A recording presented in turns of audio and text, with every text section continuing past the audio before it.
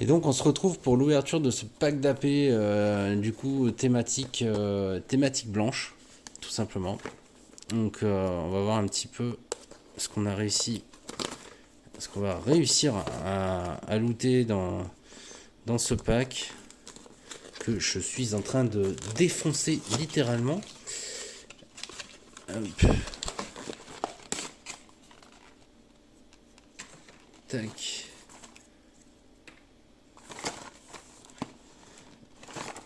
Alors, hop.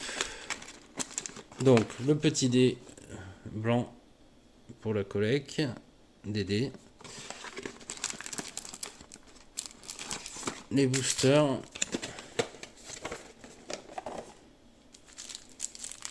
Alors, donc, je le répète, au cas où vous n'avez pas vu la vidéo du pack d'AP bleu que j'ai fait en premier. Donc, on a 5 boosters et donc un booster sous blister qui remplace le 6ème booster. Pourquoi? Parce que c'est un pack thématique et donc on est censé avoir tout simplement des cartes blanches en majorité, voire uniquement des cartes blanches, ou en tout cas qui partagent la couleur blanche, à part la carte promo qui peut être une carte finalement de n'importe quelle autre couleur. Donc autant vous dire que si jamais vous avez une carte promo qui est dans la couleur que vous avez choisi de jouer, c'est quand même mieux, mais j'ai pas toujours eu le cas, donc on va prier pour que ça soit le cas cette fois-ci. Et sinon, vous avez les fameux 5 boosters, enfin pas supplémentaires d'ailleurs, mais les 5 autres boosters. Alors on y va, on regarde la carte promo. Et ben c'est une carte bleue, voilà, donc une fois de plus, une carte promo qui n'est pas dans la couleur du pack choisi, tout simplement. Ça fout un peu les boules parce que une carte promo c'est une carte rare ou une carte mythique. Bon, déjà là c'est pareil, c'est une carte rare. Et deuxièmement, pourquoi ça fout un peu les boules? Tout simplement parce que comparé à des adversaires que vous allez rencontrer, si jamais vraiment du mal à faire le focus là. Si jamais vous rencontrez un adversaire qui lui a eu du coup cette carte promo rare ou mythique dans la couleur qu'il va jouer, tout simplement ça lui fait une carte rare ou mythique à jouer en plus.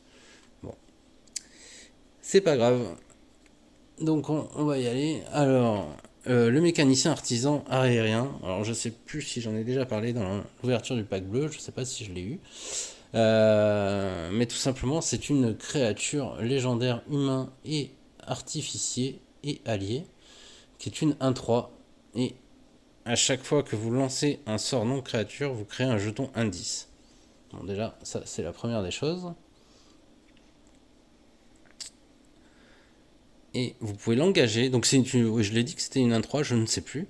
En tout cas, c'est une 1-3. Elle-même est une 1-3. Et donc vous pouvez l'engager. Et jusqu'à la fin du tour, un jeton d'artefact ciblé que vous contrôlez devient une créature artefact 3-1 construction avec le vol. Donc c'est là où c'est pas mal. C'est que finalement, dès que vous lancerez un sort qui n'est pas un sort créature, vous créez un jeton indice. Le jeton indice, vous pouvez le transformer en 3-1 qui vole et qui a en plus une construction. Voilà. Donc tout ça grâce à lui, c'est sympa. Après, moi j'ai pas réussi à le faire tourner, mais bon, voilà. On va dire sinon c'est censé être sympa. Alors, bon, on attaque le blanc cette fois-ci. Du coup, l'ascension du maître de l'air. Donc pour 2 mana, un incolore et un blanc. Vous avez un enchantement. Donc quand cet enchantement arrive, maîtrisez l'air sur jusqu'à une créature ciblée. À chaque fois qu'une créature que vous contrôlez arrive, mettez un marqueur quête sur cet enchantement. Et donc au début de votre étape de fin, si cet enchantement a au moins 4 marqueurs quête sur lui, vous exilez jusqu'à une créature ciblée que vous contrôlez, puis la renvoyez sur le champ de bataille sous le contrôle de son propriétaire. Ouais, bon, moi je trouve pas ça dingue. Mais bon, écoutez. Ensuite, on a Angle, dernier maître de l'air, pour 4 mana. Donc un blanc, 3 incolores, une créature légendaire humain et avatar et allié, qui est une 3-2 qui vole. Et quand il arrive, vous maîtrisez l'air sur jusqu'à un autre permanent non terrain ciblé. Et à chaque fois que vous lancez un sort de leçon, Aang acquiert le lien de vie jusqu'à la fin du tour. Voilà, Momo le familier taquin, dont je vous ai déjà parlé dans une autre vidéo. Juste essayer un truc. Est-ce que ça marche mieux comme ça? J'ai l'impression que ça marche quand même beaucoup mieux comme ça. Le villageois, les villageois vengeurs, pour 4 mana, 1 blanc, 3 incolores. Vous avez une 3-3 qui est un humain et un citoyen. Et à chaque fois que cette créature attaque, choisissez une créature ciblée qu'un adversaire contrôle. Vous l'engagez, puis vous pouvez sacrifier un artefact ou une créature. Si vous faites ainsi, mettez un marqueur étourdissement sur cette créature choisie. Bon, ça permet de faire un peu de gestion. Et on arrive sur les communes du pack thématique. Donc beaucoup de communes derrière. Voilà. Donc franchement je trouve pas ça dingue, mais bon c'est pas très grave. Surtout la rare là, l'enchantement, je trouve vraiment pas fou. Bon, on va attaquer l'ouverture des boosters pour ce pack. Donc, toujours pareil, on va enlever les communes. D'ailleurs je vais les poser. Et donc on a réunir le lotus blanc pour 4 mana. 5 mana, 1 incolore, 4 incolores et 1 blanc. Vous avez un rituel qui permet de créer un jeton de créature 1 blanche allié pour chaque plaine que vous contrôlez et vous faites regard 2. Ça c'est quand même pas mal, même si ça coûte cher. Vous allez pouvoir créer plein de jetons 1-1. Et ce qui est fort, c'est que c'est des alliés. Donc si jamais vous avez des choses qui trigger sur les alliés, ça peut faire vraiment le café. Avec un petit regard 2 à la fin. On a Azula en chasse pour 4 mana. Donc 3 incolores, 1 mana noir. Vous avez une créature légendaire humain et noble. C'est une 4-3, la maîtrise de feu 2. Et donc à chaque fois qu'Azula attaque, vous perdez un point de vie et créez un jeton indice. Donc un petit défaut de la carte, c'est que vous allez perdre un peu de points de vie, mais elle fait quand même très mal. La révélation du solstice. Donc c'est une leçon et un éphémère pour 3 mana, 1 rouge et 2 incolores. Vous exilez les cartes du dessus de votre bibliothèque jusqu'à ce que vous exiliez une carte non terrain. Vous pouvez lancer cette carte sans payer son coût de mana si la valeur du mana du sort est inférieure au nombre de montagnes que vous contrôlez. Si vous ne lancez pas cette carte de cette manière, mettez-la dans votre main. Donc ça c'est cool, c'est qu'en plus vous la mettez dans votre main si jamais vous pouvez pas au final. Donc assez intéressant. La véritable ascendance pour 2 mana, 1 vert, 1 incolore. On a une leçon rituelle. Vous renvoyez dans votre main jusqu'à une carte de permanence ciblée depuis votre cimetière et vous créez un jeton indice. Donc toujours pareil, ce qui est sympa, c'est que ça crée le jeton indice en plus. Et en rare, on a la poursuite obsessionnelle pour 2 mana, 1 noir, 1 incolore. Vous allez avoir un enchantement quand il arrive et au début de votre entretien, vous perdez un point de vie et créez un jeton indice. Et à chaque fois que vous attaquez, vous mettez X marqueur plus 1 sur une créature attaquante ciblée, X étant le nombre de permanents que vous avez sacrifié ce tour-ci. Si X est supérieur ou égal à 3, cette créature acquiert le lien de vie jusqu'à la fin du tour. Bon, moi je trouve pareil, je trouve pas ça ouf. La confrontation inévitable, qui est la carte du coup sur le slot foil. On a 4 mana, pour 4 mana, 2 incolores et 2 mana blancs. On a un rituel. Chaque joueur choisit n'importe quel nombre de créatures avec une force totale inférieure ou égale à 4 qu'il contrôle, puis sacrifie toutes les autres créatures qu'il contrôle. Donc c'est une brave pour 4, donc ça peut être intéressant. Allez, on ouvre le prochain booster.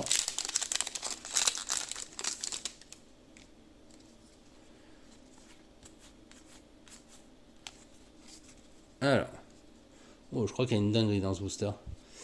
Alors, le geôlier du royaume de la terre, on a déjà vu. Donc, je vais répéter parce que je me souviens plus si c'est dans cette vidéo ou dans une autre.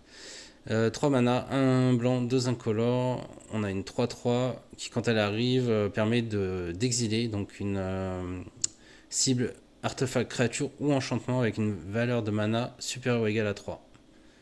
Donc c'est intéressant, ça fait de la gestion, c'est pas très cher, c'est assez cool.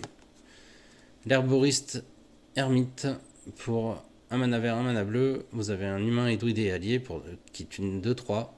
Elle peut ajouter un mana de la couleur de votre choix et elle peut ajouter 2 mana de la combinaison de mana colorée de votre choix. Et vous pouvez le faire que pour lancer des sorts de leçon, par contre. Pardon. Donc ça, c'est intéressant. Jeong, le déserteur. Pour 3 mana, 1 mana rouge et 2 incolores. Vous avez une 2-3 créature légendaire, humain et rebelle et allié, qui a maîtrise de feu 1. Donc il va vous donner 1 mana rouge quand il attaque. Et il a épuisement 3. Vous mettez un marqueur plus 1 sur Jeong. Quand vous lancez pour la prochaine fois un sort de leçon ce tour-ci, vous le copiez et vous pouvez choisir de nouvelles cibles. Ah ouais, sympa. Ok. Donc pour 3 mana supplémentaires, hein, en fait, en tout cas pour 3 mana, vous allez pouvoir mettre un marqueur plus 1 sur cette créature, mais vous allez aussi pouvoir copier votre prochain sort de leçon. Pardon. On a le gourou Patik pour 4 mana, 2 incolores et après un mix de forêt et d'île. Vous avez une de 4 qui est une créature légendaire humain et moiné allié. Et quand il arrive, vous regardez les 5 cartes du dessus de votre bibliothèque, vous pouvez révéler une carte de leçon, de saga ou de reliquaire. Vous la mettez dans votre main, vous mettez le reste au-dessous de votre bibliothèque dans un ordre aléatoire. Et à chaque fois que vous lancez un sort de leçon, de saga ou de reliquaire, vous mettez un marqueur plus 1 sur une autre créature ciblée que vous contrôlez. Ok. Wow. On a une full art là, donc qui est venue se perdre au milieu de ce pack d'AP. Donc l'ascension du maître de feu, un enchantement pour 2 mana, 1 mana rouge, 1 mana incolore. Quand cet enchantement arrive, vous créez un jeton de créature de 2 rouges soldat avec maîtrise de feu 1. Et à chaque fois qu'une créature attaquante que vous contrôlez provoque le déclenchement d'une capacité déclenchée de cette créature, mettez un marqueur 4 sur cet enchantement, puis s'il a au moins 4 marqueurs, vous pouvez copier la capacité, vous pouvez choisir de nouvelles cibles. Ok, bon, ça c'est intéressant. Et sur le slot foil, on a malheureusement une commune. Bon, intéressante cette petite full art au milieu du pack d'AP.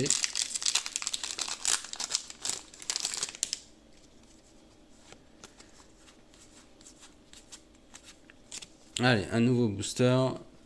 Donc, la production de l'île de Braise pour 5 mana.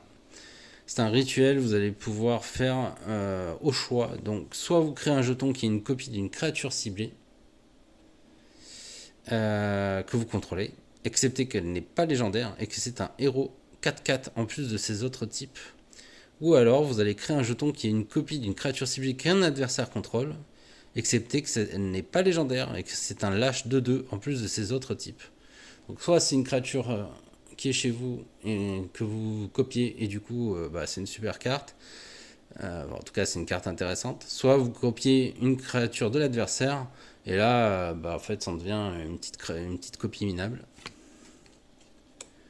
Le protecteur de Royaume de la Terre, donc une 1/1 pour 1 mana, c'est un humain et soldat et allié vigilance quand vous le sacrifiez. Un autre allié ciblé que vous contrôlez acquiert l'indestructible, donc ça vous permet de protéger un allié. Le temple de l'air boréal, qui est un reliquaire, donc le reliquaire noir, pour un mana noir. Quand le temple arrive, chaque adversaire perd X points de vie et vous gagnez X points de vie, X étant le nombre de reliquaires que vous contrôlez. Et à chaque fois qu'un autre reliquaire que vous contrôlez arrive, chaque adversaire perd 1 point de vie et vous gagnez 1 point de vie.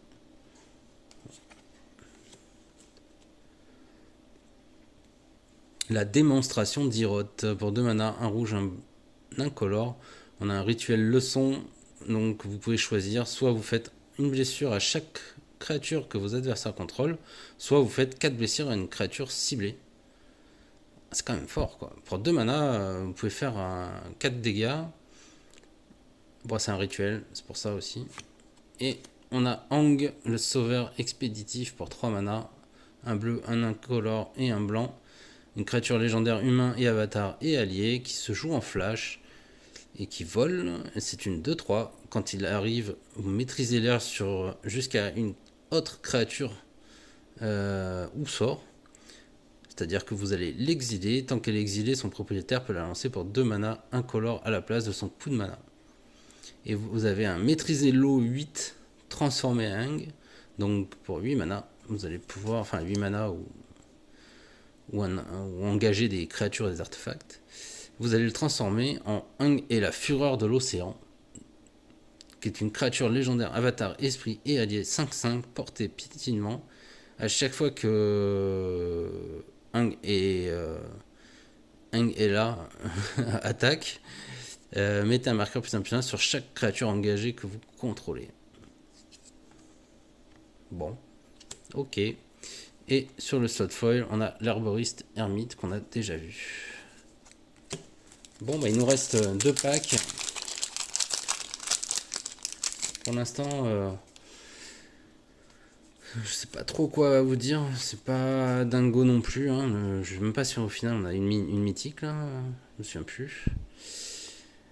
Toff la fripouille aveugle. Toff la fripouille aveugle. Donc créature légendaire humain et guerrier et allié. Pour 3 mana, 1 vert, 2 incolores. Quand il arrive, vous maîtrisez la terre 2. Et la force de Toff est égale au nombre de marqueurs +1/+1 sur les terrains que vous contrôlez. Ah oui, j'ai oublié que c'était des marqueurs qu'on mettait sur les terrains quand on maîtrisait la terre. D'accord. C'est-à-dire que ça reste quoi. Ok. La patrouille du pôle Nord, pour 3 mana, 1 bleu et 2 incolores. Vous avez une créature 2/3, humain et soldat et allié. Quand vous l'engagez, vous pouvez dégager un autre permanent ciblé que vous contrôlez. Et maîtriser l'eau 3, vous engagez une créature ciblée qu'un adversaire contrôle. Le reliquaire blanc, pour 4 mana, 3 incolores, 1 blanc. Donc quand il arrive, vous mettez X marqueur +1/+1 sur chaque créature que vous contrôlez, X étant le nombre de reliquaires que vous contrôlez. Et à chaque fois qu'un autre reliquaire que vous contrôlez arrive, mettez un marqueur +1/+1 sur chaque créature que vous contrôlez. Bon, moi je trouve que ce reliquaire est pas mal. Après 4 mana c'est quand même très cher. Mais le plus gros problème des reliquaires c'est qu'ils sont légendaires quoi. Donc ça veut dire que vous devez en avoir qu'un. Voilà. Jody, une parmi la multitude. Donc 2 mana, 1 noir et 1 incolore. Vous avez une créature humain et conseiller 2/2. Pour 1 mana noir, vous pouvez l'engager et vous surveillez 1. Vous créez un jeton qui est une copie de cette créature, puis créez un artefact. Puis sacrifiez un artefact ou une créature. Bon, ok. Sokka, Boomeраnger audacieux. Pour 2 mana, 1 rouge, 1 bleu. Vous avez une 1/1, créature légendaire humain et guerrier et allié. Quand il arrive, vous défaussez jusqu'à 2 cartes, puis piochez autant de cartes. Et à chaque fois que vous lancez un sort d'artefact ou de leçon, vous mettez un marqueur +1/+1 sur Sokka. Oh, sur le slot foil, on a eu une rare, donc ça c'est assez cool.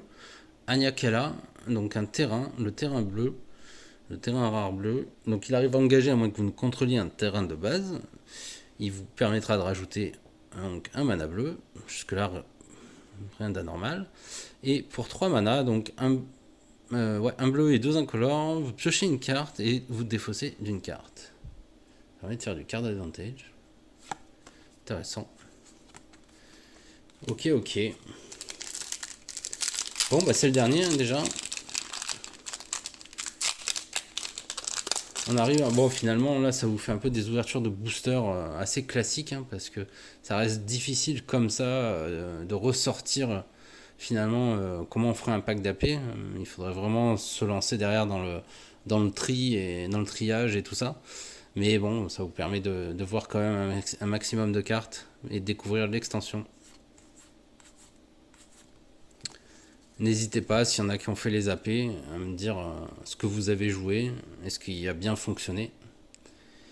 Le ballon de guerre pour 3 mana, un rouge et 2 incolores, un artefact véhicule qui vole, qui est une 4/3. Et pour un mana incolore, vous mettez un marqueur feu sur ce véhicule. Tant que ce véhicule a au moins 3 marqueurs feu sur lui, c'est une créature artefact. Et il faut le piloter pour 3. Le tournoi de jet de pierre. Donc pour 4 mana, on a... Donc pour un vert et 3 incolores, on a un rituel qui fait maîtriser la terre 2. Et quand vous faites ainsi, jusqu'à une créature ciblée que vous contrôlez se bat contre une créature ciblée qu'un adversaire contrôle. Ah, c'est marrant ça. Ils ont tout... Ils ont tout mis dans un seul texte. On a Mabooba, donc pour un mana bleu, tout simplement. une 1-2, créature légendaire humain et paysan et allié. Et à chaque fois ma Booba devient engagée, piochez une carte, puis défaussez-vous d'une carte. Les sorts non créatures que vous lancez coûtent 1 de moins à lancer tant qu'il y a au moins 3 cartes de leçon dans votre cimetière. Ah ouais, 3 cartes de leçon, ça fait beaucoup quand même. Justement, on a une leçon, le revers de l'avatar, pour 2 mana, 1 mana blanc et 1 mana incolore. On a une leçon en éphémère, où vous pouvez choisir soit vous détruisez une créature attaquante ciblée, soit vous maîtrisez l'air sur une créature ciblée, que vous contrôlez, pardon. Donc vous pourrez l'exiler, tant qu'elle est exilée, son propriétaire peut la lancer pour 2 mana incolore à la place de son coup de mana. Ça c'est quand même fort. Hein. Oh, la foreuse de la nation du feu, pour 4 mana, donc 2 mana noirs et 2 incolores. On a un artefact légendaire véhicule, une 6-3 piétinement. Et quand elle arrive, vous pouvez l'engager. Quand vous faites ainsi, vous détruisez une créature ciblée de force inférieure ou égale à 4. Donc déjà, tranquille. Elle arrive, vous l'engagez, vous pouvez péter une créature. Pour un mana incolore, les permanents que vos adversaires contrôlent perdent la défense talismanique et l'indestructible jusqu'à la fin du tour, tout simplement. Et elle a pilotage uniquement de 2. Donc voilà, une super carte de cette collection Avatar. Et on arrive sur le foil qui est une commune. Voilà. Bah là, pour le coup, la foreuse, là, c'est assez sympa. Donc on a eu quand même quelques cartes sympathiques. Mais pareil, bon, plus peut-être pour la collection que pour le scellé. Donc on va se refaire un petit récap des rares mythiques, si on trouve des mythiques. Je suis même pas sûr qu'on ait eu des mythiques. Hop. Côté rare, c'était pas mal, hein. Franchement, on a eu de quoi faire. Quand même quelques rares sympas, on va voir dans le récap, hein, mais...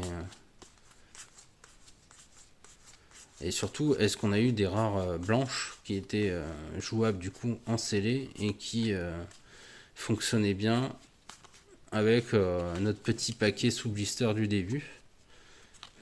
Je ne suis pas sûr malheureusement.